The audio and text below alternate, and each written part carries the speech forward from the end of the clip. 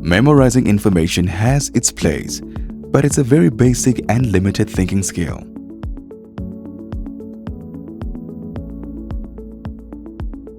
Like most people, I have memorized Einstein's famous equation. But do I understand it? No. Memory and understanding are very different things.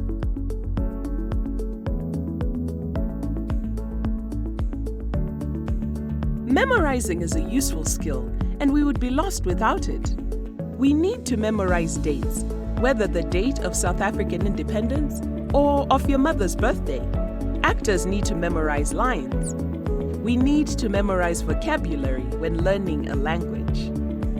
Nobody's saying memory isn't an important skill. We are just saying there are many other thinking skills that we also need to help students develop and practice. We don't want our students simply to repeat what they've been told from memory. Instead, we want them to think about new information, understand it, analyze it, and put it to use or apply it. And one way we can help students to do that is to ask them the right questions. Now I'm going to ask you a question.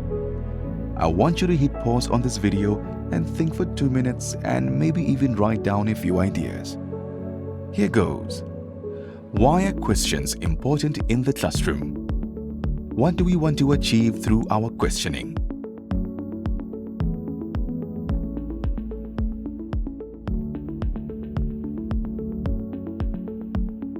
Questions should make students think, keep the students engaged, allow the teacher to check for understanding.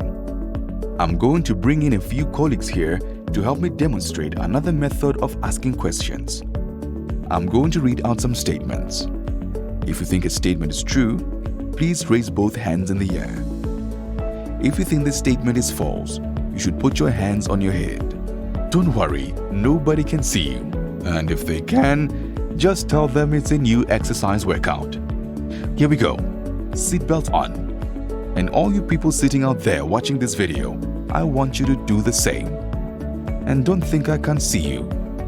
A teacher asks about 400 questions a day to learners.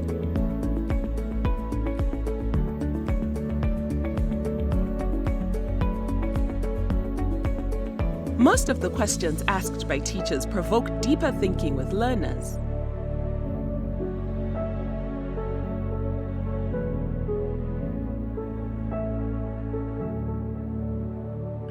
Teachers tend to wait about 10 seconds for learners to be able to give their answers.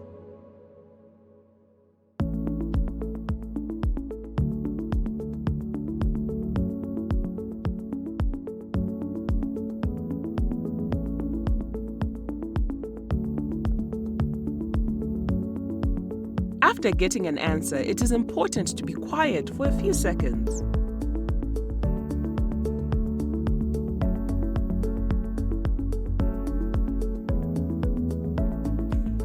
Planning questions is just as important as planning the lesson, as it adds to the growth of students academically.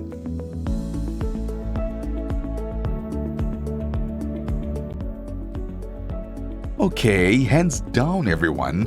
Now, let's think about the difference between open and closed questions. Our contestant tonight is a teacher, and she has chosen as a specialist subject open and closed questions. Ladies and gentlemen, would you please give her a big round of applause? Feeling nervous? A little. Relax, you'll be fine. Here we go. First question. How would you describe a closed question? Well, let's see now. It's a question that you answer with short factual answers, like yes, no, or true, false. I see. Go on. Well, there's generally only one correct answer. Give me an example. What is the capital of South Africa? That's wonderful. Any additional information will win you 10 bonus points. They are used to elicit short and quick responses and to test factual knowledge, for example, tests and quizzes. I'll offer you another 10-point bonus for additional information. And they encourage only lower order thinking. And you have won the jackpot. Ladies and gentlemen, wasn't she terrific? Let's give her another huge round of applause. Now it's your turn to do the asking. Tell me, O wise one, what do we mean by an open question? With open questions, more answers are possible. The learner needs to give answers with more depth. Oh, how wise! These questions are helpful for finding out more information. They are good questions for driving a discussion. They encourage deeper or higher order thinking. So in summary, closed questions are often used to test a student's memory, but they don't really get beyond that. If you want to help students to think more deeply, try asking more open questions, as we'll see in the next video. Don't ask, was this video clear? Do ask, what did you learn from this video?